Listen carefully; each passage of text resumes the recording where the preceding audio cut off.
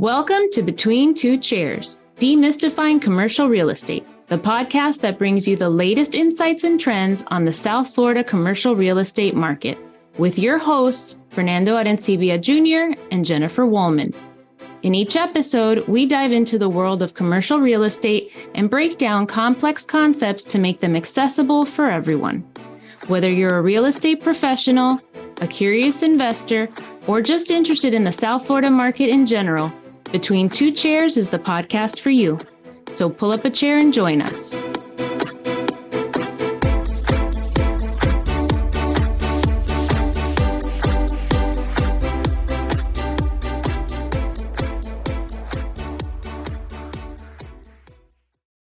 Welcome, everybody, to another episode of Between Two Chairs. My name is Fernando Arencibia, and with me, as always, is one of the best bakers I have ever met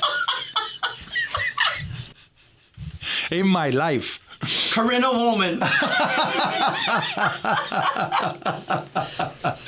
Well, she's not here, so instead we'll get Jennifer Woolman. Hi, Jennifer. Say hi. Hi. By the way, I just got some banana bread. All right, Corinna. This does not get you off the hook, but it's very good. Thank you, partner. That is Martha Stewart's vegan banana bread. Best banana bread ever. That's right. I love it. And there's a plug for Martha. There you go. Our dear buddy Martha, who came to Florida Realtors. That's right. And that's what we're going to be talking about today. So Absolutely. she was the keynote speaker at one of our meetings. Boy, was she amazing. You are the queen of transitions. I love it. It's amazing. But yeah, you're right. We're fresh off of the Florida Realtors Mid-winter meetings. And as always, we like to do these small or short episodes just to break down some of the important data and information that we gathered from the meetings. And, there was a lot. Yes. There's always a lot. I don't know about you, but I have a hard time sleeping because my brain's going a million miles a minute. That's so right. I wake up with all these ideas and things and tons of information. So let's start going into some of your notes because with you being, running for Florida Realtors Secretary, you were in some pretty high-level meetings and able to get a lot of great information to share with our listeners. And congratulations on the run, by the way. Thank you. Thank you very much. I very much appreciate it. I think that, what would be valuable to anyone listening is to kind of give a breakdown. In all of these meetings, there's always an economic breakdown. And usually they go from the macro to the micro. And of course, they connect everything to what is happening in real estate within the state of Florida.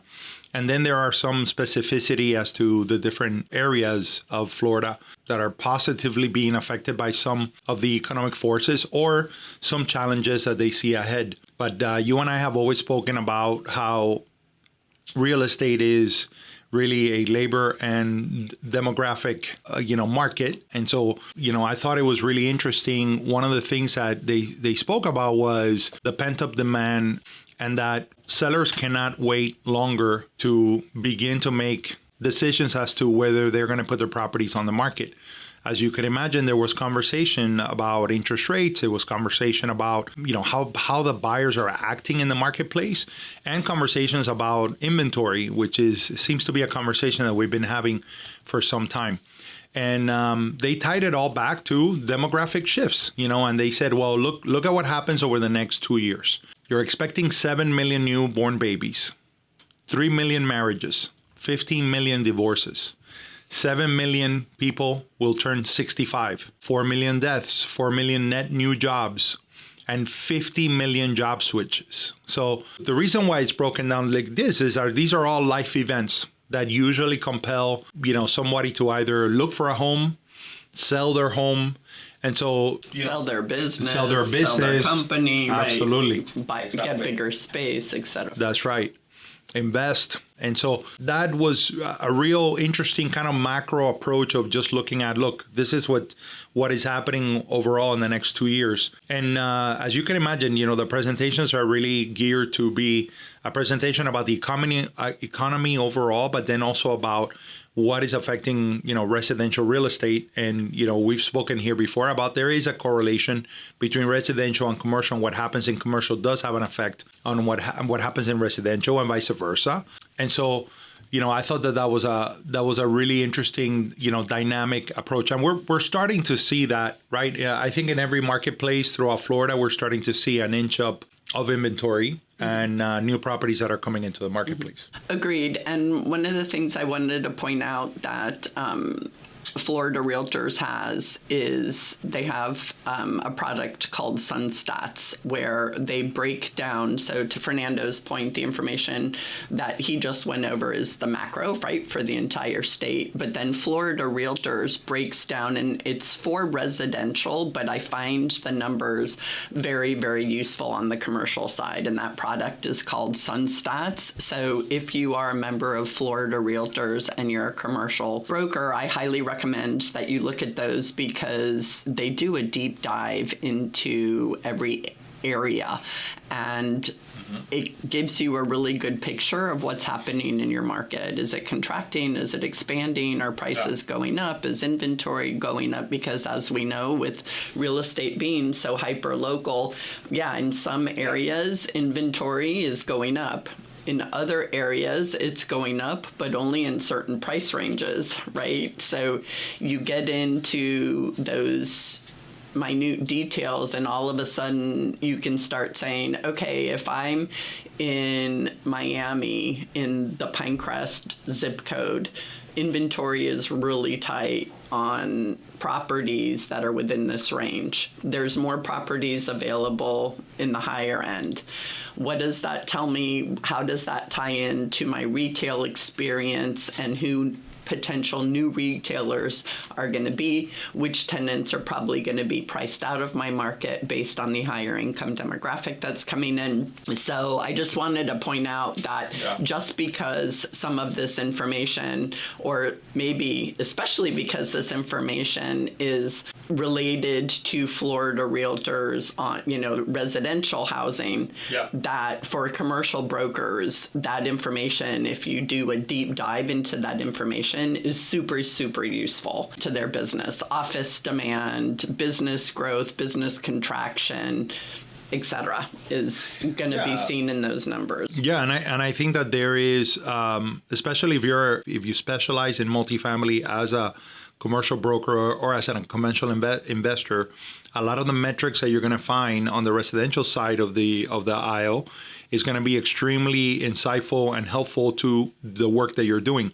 And definitely. To your point, for those that love infographics and be able to see everything on one page, one of the great things about the program is that it allows you to create this infographic with basically all of the major metrics. And you could search by zip code, you could search by city, you could search by area. And so, it really is an interesting dynamic, and it's a great resource. And it's been created by the research department of Florida Realtors and Dr. Brad O'Connor, who is the chief economist for Florida Realtors. And every time that we get together, he does a presentation that gives you all of the most important items that are related to real estate in the state of Florida, right? Let me give you a little bit of that breakdown of the presentation. First, let's talk about the Florida housing market in 2024. He spoke, of course, about the things that we've discussed, which is that demand was weaker in 2024 as opposed to 2023. Still high, but weaker than it was before. Mortgage rates are still elevated. Everybody knows that. The market gets disrupted by two major hurricanes, right, in the central west coast of Florida. You have domestic immigration has slowed down. International buyer demand still tipped. And you have a slowdown of job growth, but there's still job growth in the state of Florida.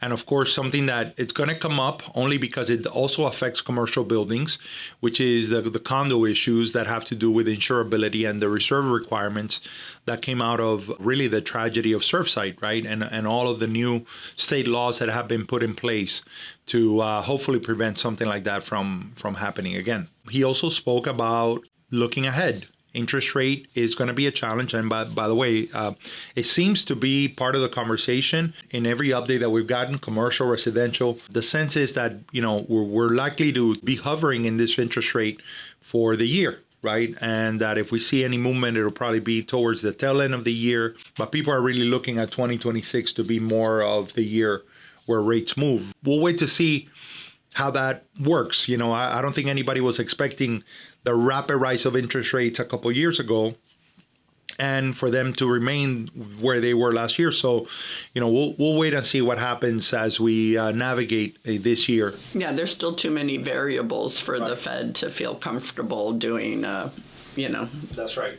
a big decrease anytime soon. No doubt. New Yorkers are still moving to Florida, but a bit of a slower trend, right? New listings of single-family homes are up 9.5%. New listings of condos and townhomes are up 11.3%. Condo prices increased more than single-family homes, which is kind of interesting, but that's statewide. I don't know if that's happening everywhere. And I think that also, you have to differentiate between the age of the buildings. And I think that is seeping into the conversations in commercial buildings as well, regarding the age, the condition, just because, again, the requirements have gotten tightened up, in that regard. And we had a lot of luxury inventory in the condo market delivered in the big metro areas in end of 23 and 24. Yeah. And for commercial development, there are a lot of new residential units that are coming up. If you're looking at building permits and you're looking at an estimated housing stock that's going to rise about 11% in the state of Florida, and if you look at all the states in our great nation, the Florida ranks as 6th in the amount of new housing inventory that is going to add.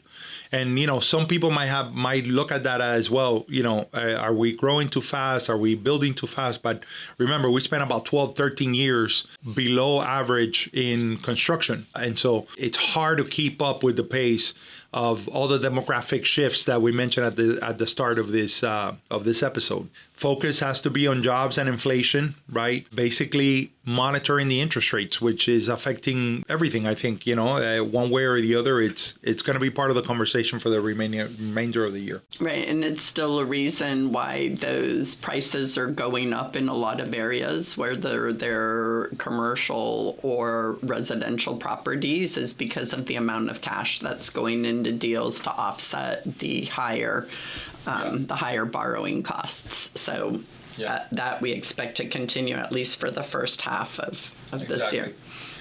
I felt there was a sense of there was a lot of good energy in all of those rooms. Everybody was eager to get back to work. Optimistic. Everybody's optimistic. I think there is a sense that 25 started better than the end of 24 for most people that I spoke to in the hallways and in all the meetings. And some of the concerns that we have discussed over the last few years remain concerns, even though there have been tools that have been used to address them. They continue to be, part of the conversation. One of them obviously continues to be insurance. And I think that, by the way, that's a nationwide conversation. Yeah. When I was in DC a couple of weeks ago, that was really a big part of the conversation among commercial brokers was, again, insurance and, what happens in one part of the country, how it affects the others. Of course, we've spoken about that. Yeah, and we did hear some horror stories where some people got foreclosed on a commercial building because their insurance lapsed and they couldn't place it. And and the bank took over, and there was a lot of equity in it. So, it's crazy. One of the action items has to do with looking to put a cap or a limit on look-back periods for substantial improvements. I don't know if that's something you wanted to kind of discuss.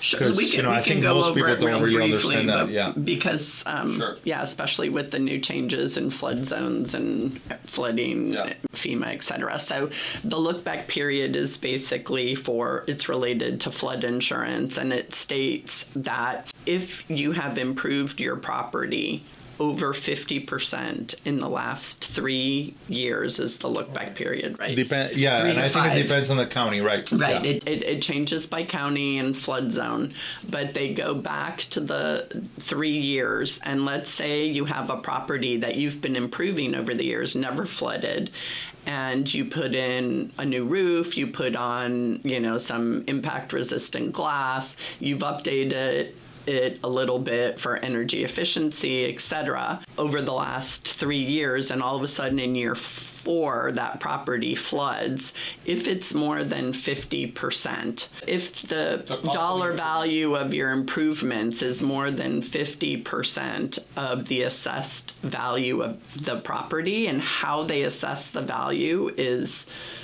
that we should do a whole episode, actually, now that I'm thinking about it, on this. And how you calculate that will determine whether or not you have to bring the entire building up to code, your house or building. Yeah. So that the Florida Realtors said, look, we understand if you've been improving it over time because of floods, right? So if you've had flood year 1 and you had to put in, $30,000, and flood year 2, you had to put in 50, et cetera. We understand that falling into the look back period. But what we don't want is property owners to be penalized for improvements that they're doing to make their home or their property more resilient to floods and storms, etc., to be penalized on the back end when all of a sudden it does flood. So we did pass a motion that was going to cap or limit the look back periods for substantial improvements to exclude things that were done for sustainability and home hardening purposes.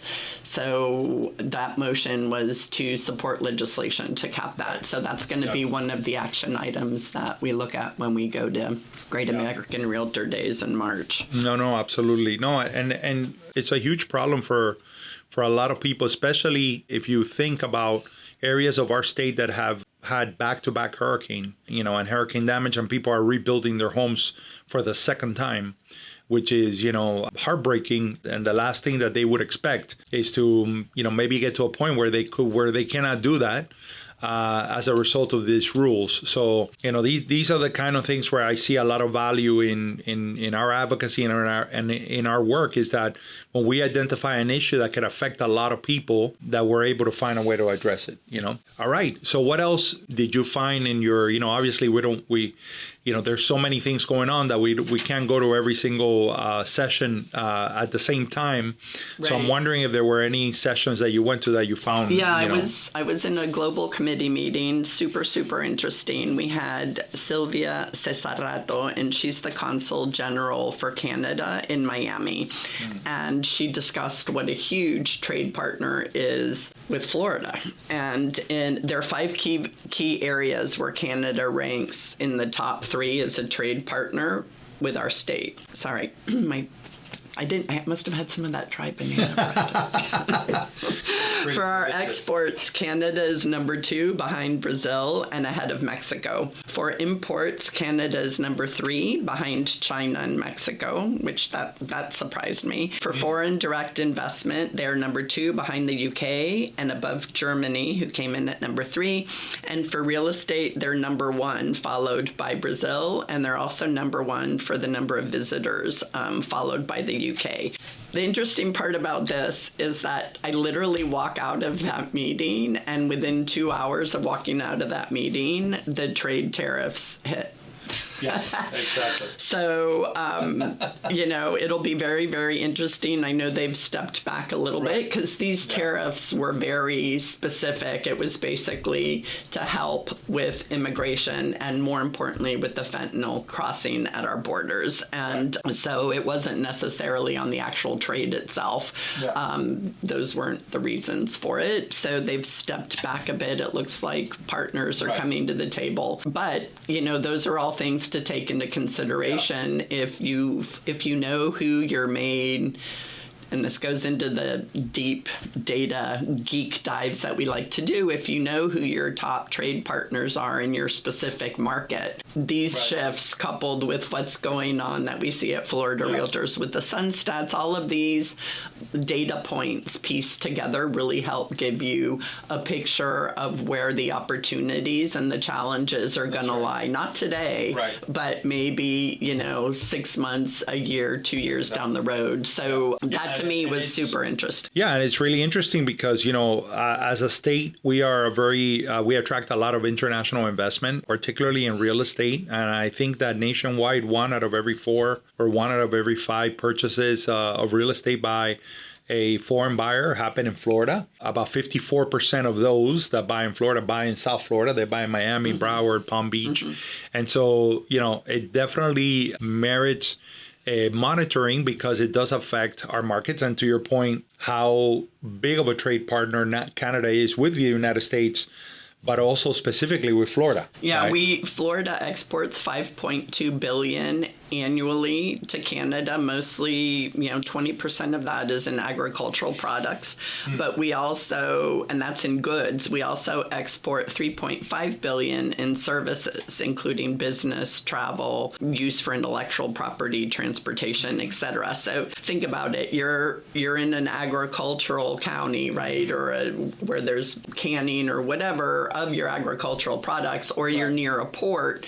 And all of a sudden, between Canada and Mexico, both of which were hit by tariffs, those are our 2 largest trade partners. You start looking at those numbers, and what does that mean for warehouse space, right? What is that near the port? What does that mean for, businesses that cater to those companies, et cetera? So I thought that was very interesting. And then again, we import $6 billion. Yeah. So if they reciprocate with high tariffs, what does that mean to our costs, et cetera? So that information was fascinating, and we'll have that report on our notes, our episode notes. The other thing that I really enjoyed, and this isn't political commentary, it's just something that I found really interesting, was that David Wasserman with the Cook Political Report gave a presentation during our advocacy session. And being a retail geek, I loved that he tied retail with being able to look at data points as a predictor for how a party is going to do in an election. And it kind of goes along, where we get information from, right? We said, use the U-Haul report to find out immigration and emigration patterns, use the Procter & Gamble report to find out, where the average consumer shopping and what's happening in their pocketbook. And in this case, it was between Whole Foods and Cracker Barrel, right? That Whole Foods is a good predictor for Democrats, and Cracker Barrel is a good predictor for Republicans. So that was more in terms of pocketbook issues, right? Economic issues to look at. And then in terms of social issues to look at, and lifestyle, it was Lululemon for Democrats and Tractor Supply for Republicans. So I thought that was super interesting. And then I think my biggest highlight was when he mentioned that somebody in one of his audiences, not at Florida Realtors, but when he was giving this, said that she came up afterwards and she's like, I think you made a mistake. Cracker Barrel. Don't you mean Crate and Barrel? Because she'd never heard of Cracker Barrel before. So I guess she'd be in the Whole Foods. But that also showed a demographic. He's like, she was a younger, person. It was in a metro area. It wasn't, I think he was in New York or Boston. She's like, didn't you mean Crate and Barrel? By the way, they got great hash browns in Cracker Barrel, just saying. I don't know. I always go there for their little triangle with the peg that you jump. Yeah, but I'm curious. So how does he tie basically the number of stores in an area? How does he make the connection? I understand kind of the dynamic of this store and how it relates to that, but how does he look at an area? Does he look at, the number of stores? I don't know. Volume? No. I don't know if it was, I don't know how he uses that as a predictor, other than that the counties that had more Cracker Barrels versus more Whole Foods. So it was more the location, right? Yeah. So if how he actually gets that data, or what each store generates, I don't know if he uses that at all. But he basically said counties or metro areas that. So if they have more Tractor Supply than Lululemons, correct. Then that's Correct. He said, sense, but that being said, in this election versus the last election where Biden came out as the president, it showed that there wasn't as big a shift with either the Lululemon or the Whole Foods for the Democrat side that Trump also took, and the Republicans in general, not just, even if Trump didn't win that county, the congressional Republicans won in those Whole Food and Lululemon counties, which showed that this election was not about societal issues. It was about lifestyle and economics, and everybody's wallet was hurting. So that's what his Lululemon Whole Foods versus Cracker Barrel Tractor Supply showed. So I thought that was fascinating. Yeah.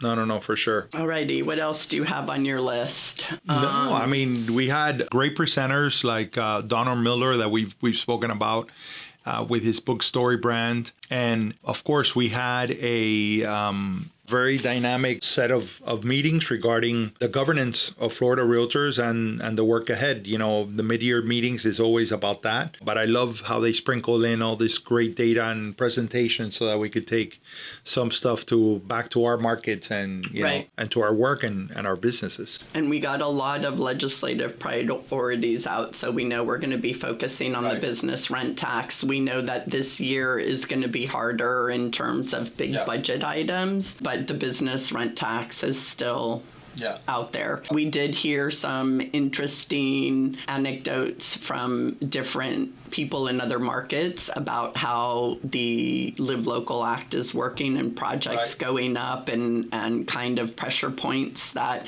people are seeing in individual areas. I know Hollywood is having an issue because a developer wants to build and they're using Margaritaville as an example for height, but then the Hollywood is saying, no, that height was special. It was a special district specifically for. So as we always said, the Live Local, a lot of the devilish details are going to come out via lawsuits, and the courts are going to have to clarify what exactly it is. So I don't know if that's going to be tweaked again during legislative session, but it has been, I mean, everybody in the country is looking at how that's going as a way to address housing issues if they're in an area with a shortage of housing supply. For sure. And I think that as I've learned through the years, there are always tweaks to the bill that come out year after year. So as little pressure points or issues come up, there's usually some sort of a fix legislatively that is addressed. And you know, I wouldn't be surprised if those are that's part of the conversations that we have in Tallahassee coming up in a little bit less than a month. Correct.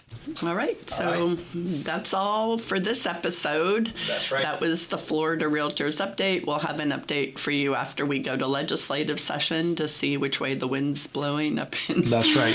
in Tallahassee. We know it's going to be it's going to be interesting, that's for sure, given the political dynamics that's going on within our state among the parties that are in charge. Right. You know, the Republican Party in itself is having a little bit of a civil war, is how it was described. So that should be really interesting, and we'll have an update on that when we get back. And in the meantime, thank you for pulling up a chair. Have a great day. Bye. Thank you, guys.